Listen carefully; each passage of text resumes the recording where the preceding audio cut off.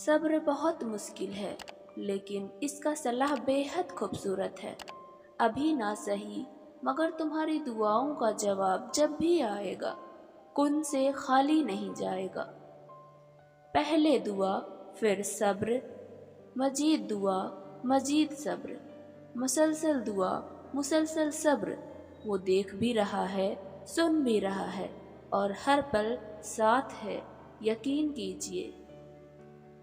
سورۃ یوسف مثال ہے، کچھ چیزیں لمحوں میں نہیں دی جاتی اور اکثر صدیوں میں تمہارا حصہ لکھی جاتی ہے، اور جلد ہی اللہ تمہارے لیے ایسا معجزہ بھیجے گا جس کی نہ کوئی حد ہوگی اور نہ ہی کوئی اختتام۔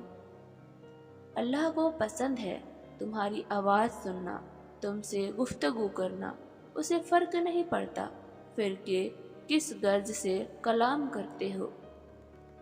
مانگو اللہ سے، بار بار مانگو، کیونکہ تم نہیں جانتے کہ تمہارے کون سی دعا قبول شدہ دعا کی قریب لے جائے۔ تمہاری کہانی اس لیے یہاں رک گئی ہے کیونکہ اللہ چاہتا ہے کہ تم اس کا اگلا حصہ خود لکھو۔ جسے تم تاخیر سمجھ رہے ہو وہ دراصل دعا کا موقع ہے، پھر اٹھاؤ ہاتھ اور اپنا نصیب بدل دو۔